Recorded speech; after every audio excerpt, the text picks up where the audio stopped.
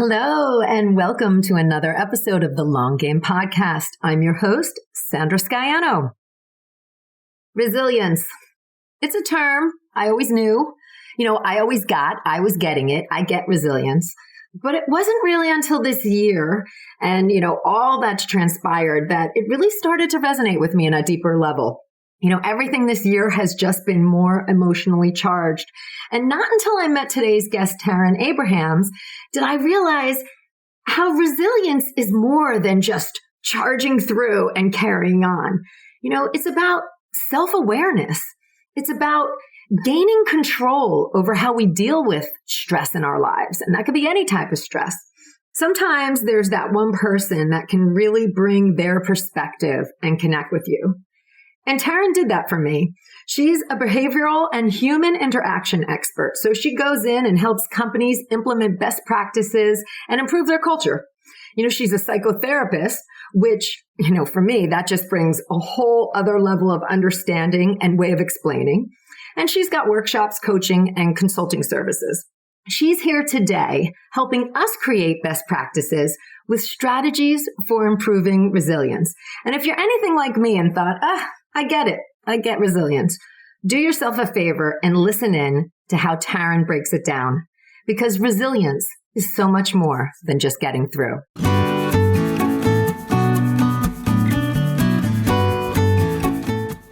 You're listening to the Long Game Podcast with Sandra Scaiano. In a world where everyone is doing, it's easy to get lost in a sea of comparison, secret tricks, and promises of overnight success. The long game is my approach to business. The actual day in and day out philosophy that you have to show up, you have to do the work, and there's no quick fixes for long-term success. I'm a web designer, digital strategist, and energetic thinker, and I'm here to share the process and lessons I experience with my clients daily who are going through the same struggles of building a business as you are. We'll hear from successful entrepreneurs sharing their long game strategies, and I'm fun, so we're going to have a little fun along the way too. Thanks for being here. Let's get to today's episode.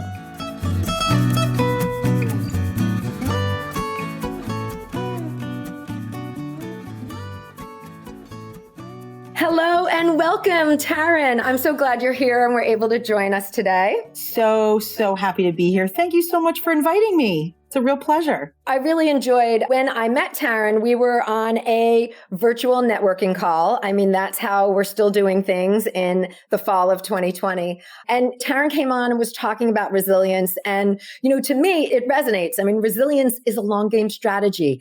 It's really being able to recover from difficulties and carry on. And this mental toughness is what you need when you're in it for the long game.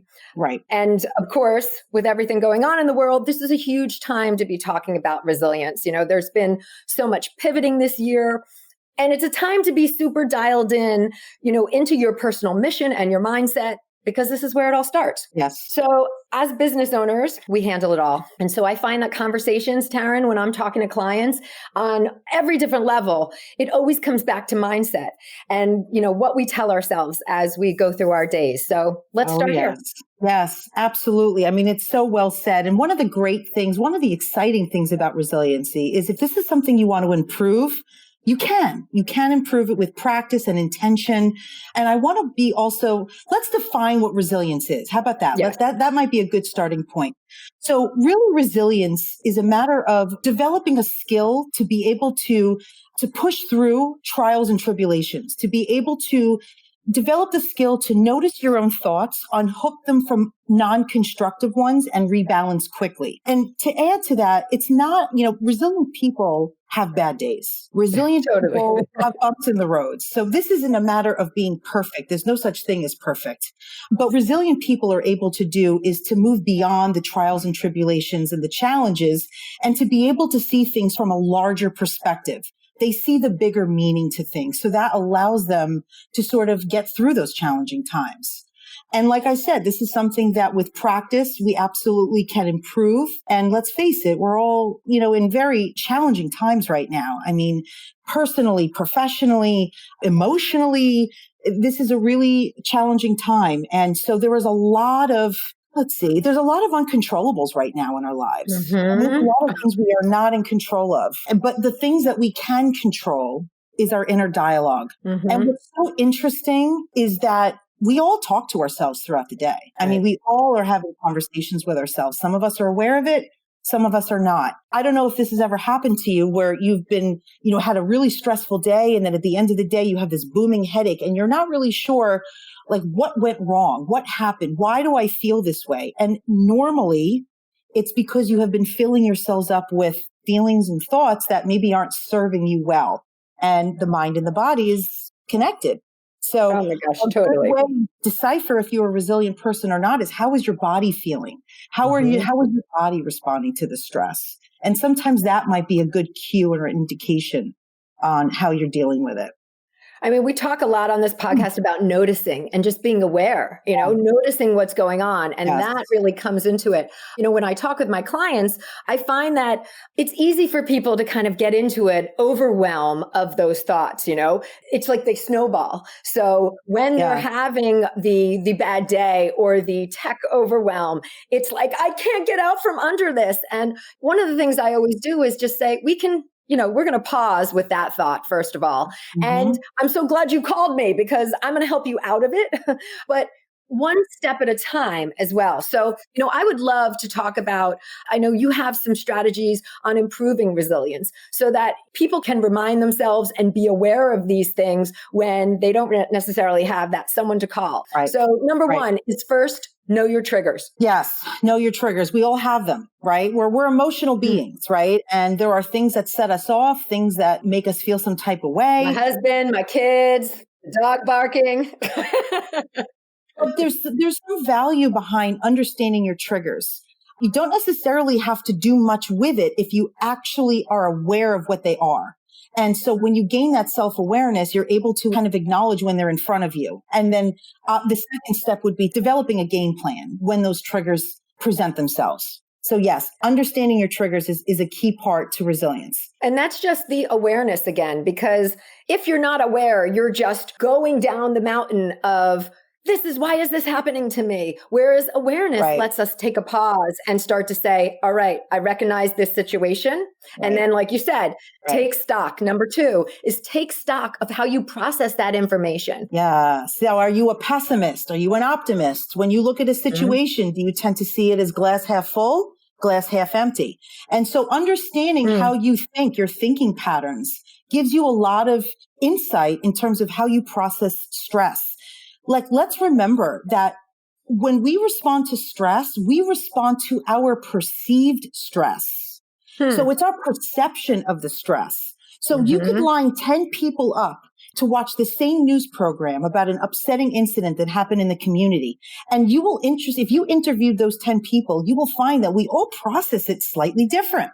I think that's why, I'm not looking to get political at all, but it's interesting how we could watch the same debate and we can have all different thoughts about it and all different emotions about it. So we see things through our own filter, right? Well, right. That's because we're bringing our past, our history, our experiences, all of those memories that are embedded deep within. Yes, yes. So educating yourself about your thinking patterns and how you perceive stress and process stress has a big impact on laying the groundwork for understanding how to create positive, resilient change. So yes, thinking patterns is a big one. And how about number 4 is, so number 3 was thinking patterns in terms of improving your resilience, being aware of them, knowing what they are, naming them, noticing your thoughts is number 4. And, this one to me, even without your explanation yet, is huge because it's hard and we get on emotions come, and Right. My husband says to me, you're running with that thought, Right. So how much can we really control of that? Is that something we can learn to control? Like, cause sometimes I say, I'm so aware, but yet I am ranting and raving. Right. What's so interesting is some researchers state that up to 95% of what we think and do throughout the day is beyond our conscious awareness. Think about that. So most of what 95? We do, 95%. So we're living in autopilot is basically what that means. So if you find that you're struggling right now, you're feeling depressed, you're having trouble sleeping at night, you want to build more resilience, noticing your thoughts is the most important step. You can't change your mindset if you don't know how you're thinking and the thoughts that you're flooding into your mind. So a good best practice, I've used this personally for myself on stressful days. I put a little hair tie or a rubber band around my wrist and I snap it every time I find myself having a negative thought. And what that does is it burns a little bit. I certainly am not suggesting anybody does any self-harm, but do it enough where you become aware.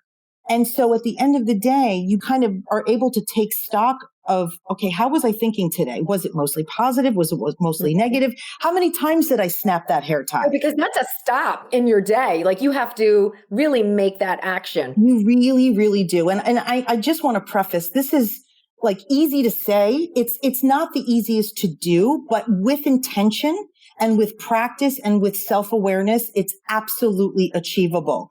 But being aware of your thoughts is important because you can't challenge them unless you're aware of them. And they start so early. I mean, I have young children and I hear them say, "Oh, I'm this, I'm that." And you're like, where does it even come from? So it's a window into our own experience, you know. It really is. Negative self-talk can start so early because of what you're exposed to. So we're not even aware of what that age was. And sometimes that voice in your head is not even our own voice. It could be a critical parent. It could be a critical spouse or a partner or somebody in our life that is critical. And so that's another good point that you bring up is whose voice is that? And is it accurate? Are the things that they're telling you accurate? And where does it come from? And I think you just brought up a really good point. A lot of times it does come from our upbringing and the people that raised us and how they treated us and spoke to us. And if we don't do the emotional work, those voices do tend to get inside our heads. Oh, yeah. And I think as business owners, we tend to let that transfer into other parts of our lives, so that it might happen in one part of your life, but then you feel helpless in another part of your life I deal with brilliant women. I feel like I always find these points of brilliant, there's really shining people and their expertise. And there are things sometimes that carry over and I'm saying, oh, wow, where did that come from? Because in this piece, you're brilliant and you need to take, instead of taking from this bucket, the brilliant bucket and moving those feelings over, you're taking from the negative bucket and pulling those feelings over. So I see that in the work that I do. Yeah, I see that in the work that I do. We all have these buckets that we choose to pull from. It's true. It's true. We can sometimes be our worst enemy, to be quite honestly. If we don't take stock of what we're telling ourselves, I hate to say it, but there's this tendency to really kind of be cruel to ourselves. And especially if we've been through some failures throughout our lives or we've, issues that we've had through, or maybe a divorce, you've been through a divorce. We internalize all of our life experience. Part of being or becoming more of a resilient person is really kind of taking stock and becoming more self-aware of how we speak to ourselves. Oh my gosh, totally. Yeah. I just did an episode a few back where I talked about, having this encounter with my family. And in this conversation, which we just spent some time together in a first COVID family get together. And it was just so glaring to me how shame was coming from, an elder who I was like, wow, it doesn't matter anymore, but you're carrying this around. And to me, it was so obvious, and I did have a lot of thoughts on how does that prohibit your growth? Another brilliant, educated, smart, go-getter. But there's this piece that you've allowed to be an obstacle in some ways. And it's over. It's been over, but we still talk about it. Yeah. Well, there's also the art of letting go too, right? Forgiving, moving on, letting go. Resilient people are able to move past those things. Listen, there's an art to letting go. And I think that's resilient people are able to do that. They're able to sort of move past things, make sense of things, learn from it and move past it.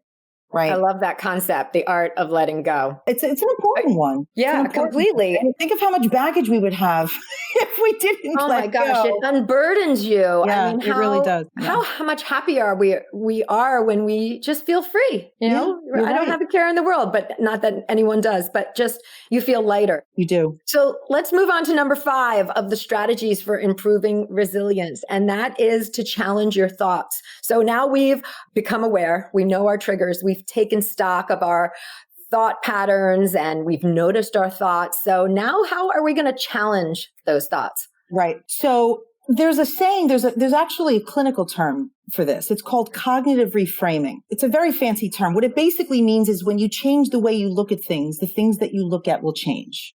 Right.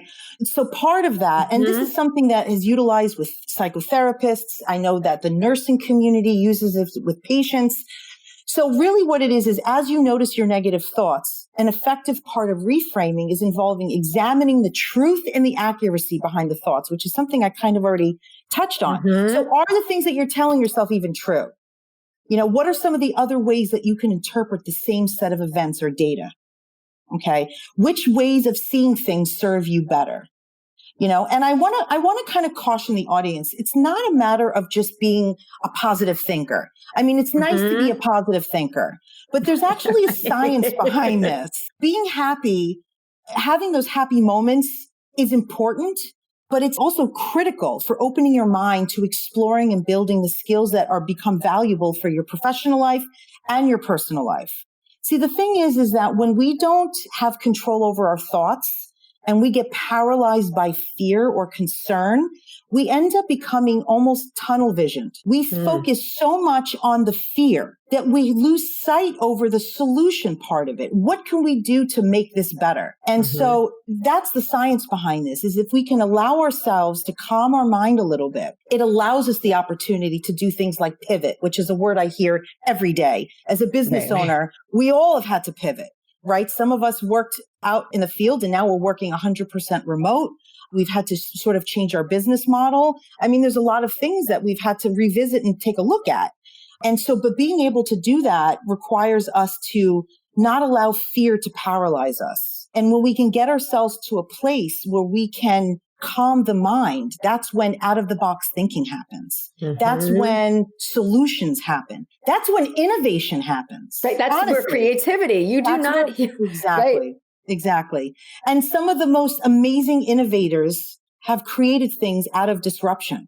So I really believe we are in a very, I know this is going to sound weird, but very exciting time when it comes to innovating. Because if we can get people to kind of be focused on not their emotions, but the task at hand, oh my God, there's screenplays being written, there's art being created. Totally. There's so many things that I know people are creating right now because they're able to kind of get outside that tunnel vision, that fear, and they're able to think outside the box. Right? I have been so impressed by people and their creativity in this time. Like, okay, this whole business revenue stream dried up. Well, I'm going to start this one because and certain things, I was like, it's brilliant. You're so creative to think that way, to bring, your current resources and how can you utilize them instead of I'm sitting here sullen, or, I've had some clients who've done the best that they have ever done because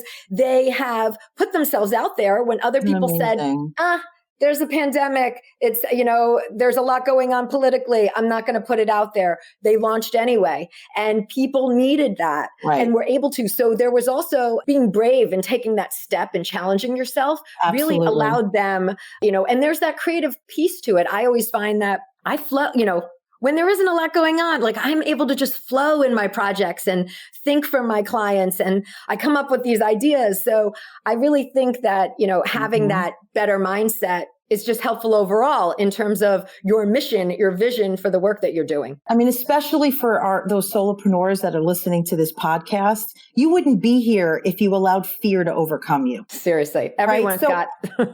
anyone who's listening on this call, there's resilience in all of us. And especially if you're a business owner, you know what it feels like to push through fear. You know what it's like to go way out of your comfort zone. And so that's what we need to sort of harness, right? Because the question is, how do we take things to the next step? I think this pandemic is sort of going to be very fluid for the next couple of years. I think we're going to have to focus more than ever on self-care. And companies and individuals that are focused on self-care, I think are going to be the ones that are going to be able to sustainably survive. And so it all goes back to you. It all goes back to, just calming the mind so that you can problem solve.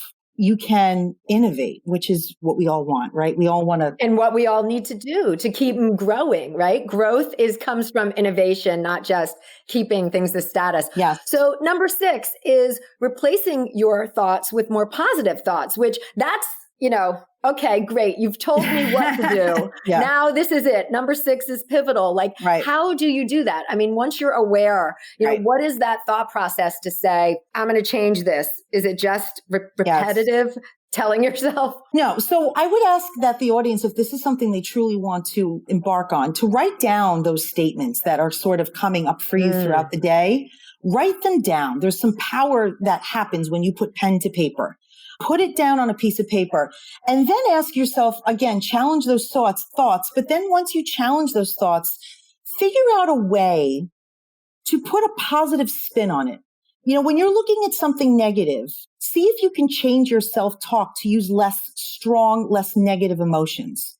When you're looking at a potentially stressful situation, see if you can view it as a challenge versus a threat, right? You hear the difference? Challenge versus a threat.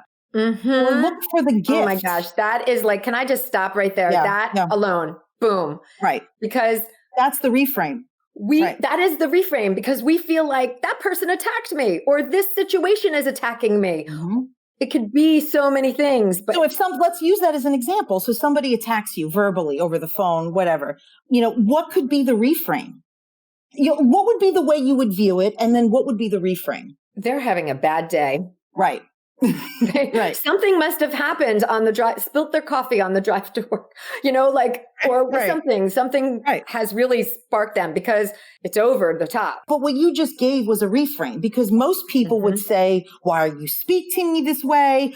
Or maybe some people might take it personal and say, well, what did I do wrong? Maybe I'm not doing the right thing. Maybe I could be a better consultant. Maybe I should be doing this job. Maybe I should have started this business. I mean, things can get real deep for people. Escalated to, I mean, that's what I find happens. 0 to 60. Exactly. But if you allow yourself to take a deep breath, take that pause and realize it doesn't have to always involve you, right? We're all human. We're all good. Right? So good. So you don't know what that person's relationship situation, they could be going through a divorce. And I'm not saying these justify the way they act, but if we can allow ourselves to look at people from an objective point of view, just like maybe we can view ourselves in an objective point of view, it gives us the ability to understand things in a different way. And then you look at it from a different perspective. I know for me, it's much easier. Well, it's helped me greatly in the past to say those types of things to me. Oh, this person's having a really bad day, or this person must be really going through it for them to speak to me this way. That stuff helps me. That helps me, right? It helps me also not get in my head. Once you're in your head, it can be a very lonely place over there.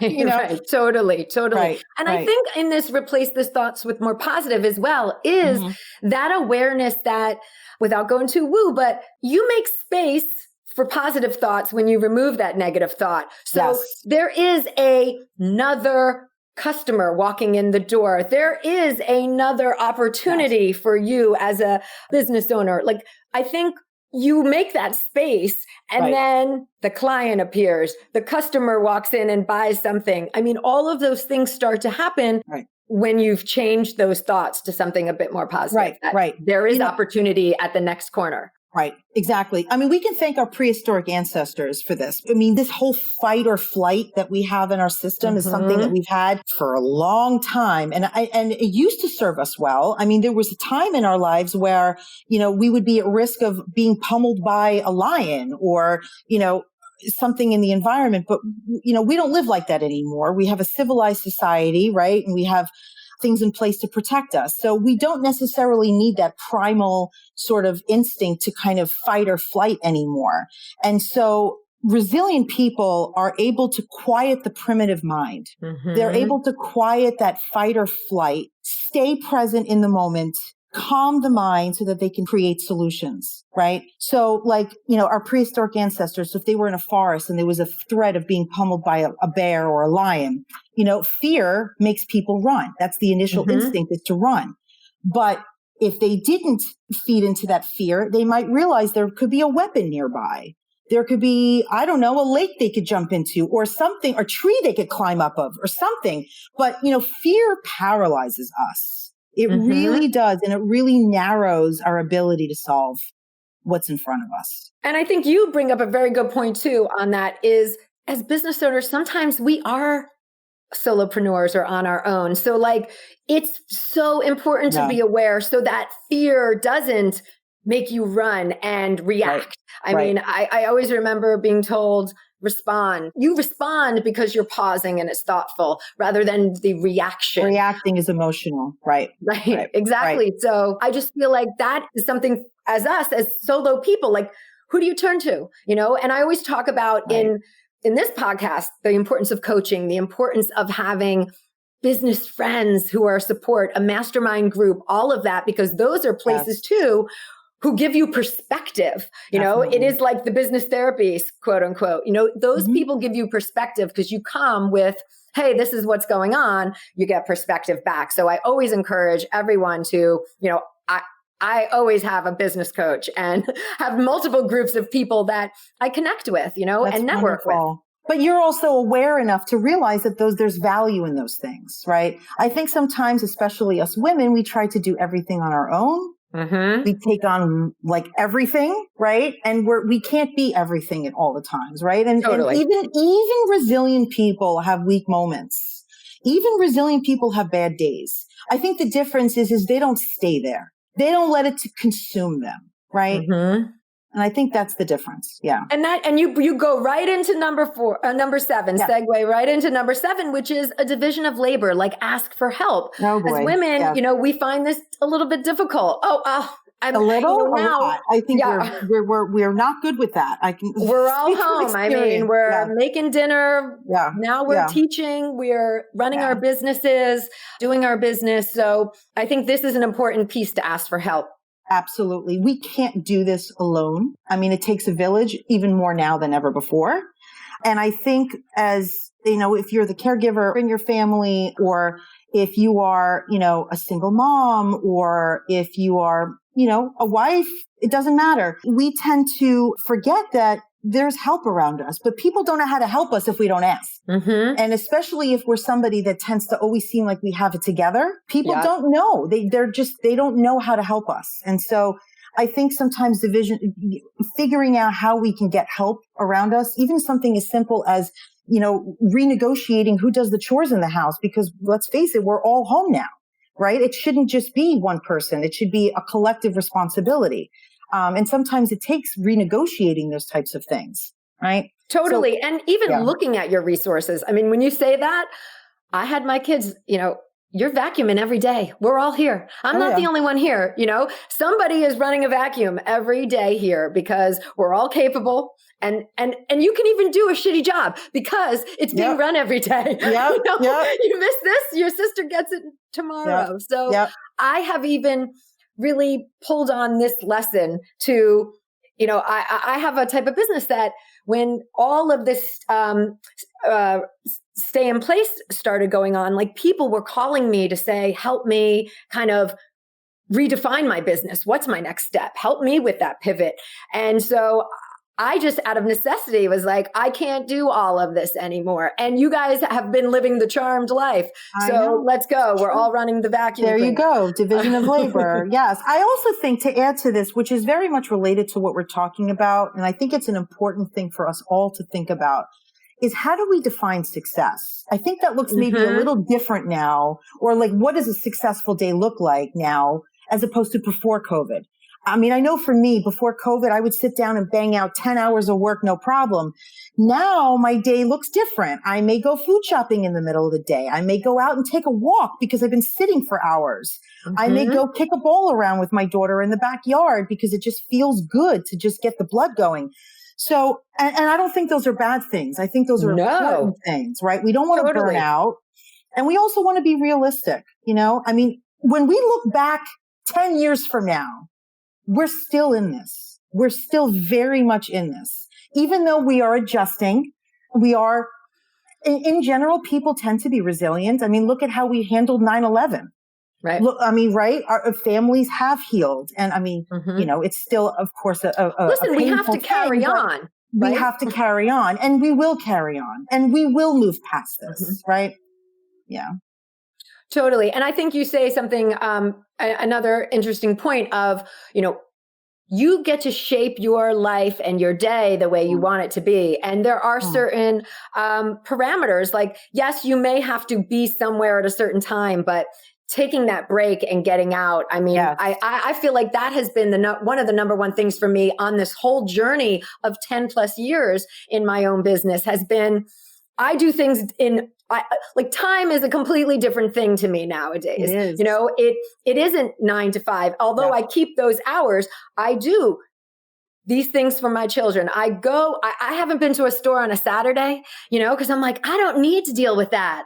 I will not be found at Trader Joe's on a Saturday. I'm at Trader Joe's at 9:30 a.m. on a Tuesday, and because that's important to me. But I'm also up till 1 a.m. because some nights, because I'm doing certain things and having family time. And then I'm hopping back on at 8:00 at night. So for me, it's about having that understanding of I can get it all done in its own time frame. It doesn't have to be in this linear time frame anymore, as long as I'm getting it done. And so I'm able to do certain things. And that to me was success and how I wanted my life to be, Yes. I think there's the potential for some really good things to come out of this. I don't know about you, but I've spent more time with my 17-year-old daughter than I ever have. I mean, we have such quality time together. My cats love me more than ever because I'm home all the time.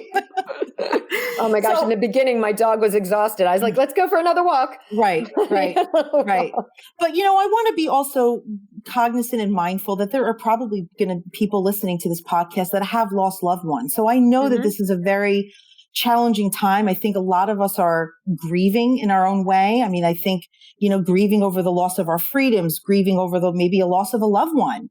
And so, this is a very challenging time for us. And so I think part of being resilient is yes, there's a lot of negative things going on, but there's also a lot of good stuff going on as well. Right. And I think we need to make sure we balance the two out. And you have said it so eloquently earlier that gaining this self-awareness helps us gain control over how we react to stress and these situations. So it all goes back to self-awareness, emotional intelligence. I know that's a big buzzword now in the workplace, but really what it's about is gaining self-awareness. When you understand yourself, you can understand the world better. Right. It's true. And with that, you can do better. And that's really the goal for all of us, to move forward, to do better in our work, to help more people, and to improve our community. I mean, I think that's a universal vision that all of the clients I work with and all of the business owners that I encounter share. So well said. Well, we are all in this together. Our experiences are unique, but we are all in this together. Definitely. Yes. Well, thank you so much, Taryn, for being here today. I mean, I have just absorbed everything that you've said. And it's been, for me, a joy to be able to share it and bring you on and have you really help people move. I mean, that's part of it too, is move from one place to another so that they're not stuck. So I really want to thank you for taking the time. Why don't we also tell people where we could find you? I'll put links to everything as well in the show notes. Thank you so much. It was a wonderful experience to be on your show, your podcast. Thank you. So Taryn Abrahams, you can find me on LinkedIn. My company name is Empower Behavioral Services. My website is www.empowerbehavioralservices with an S at the end.com. You can shoot me an email at Taryn, TARYN at ECBSLLC.com. But easy enough, just follow me on LinkedIn. Connect with me on LinkedIn, and that's a great way for us to get connected. And we'll have that link to that in the show notes, and you'll be able to get in touch with Taryn that way. All right. Wonderful. Thank you so much, Taryn. Thank you so much, Sandra. Take care. Thanks for joining me today. You can access more info in the show notes at thelonggamepodcast.net. If today's show connected with you in some way, please share it with your friends or hop on iTunes and leave me a review. Until next time, keep playing the long game.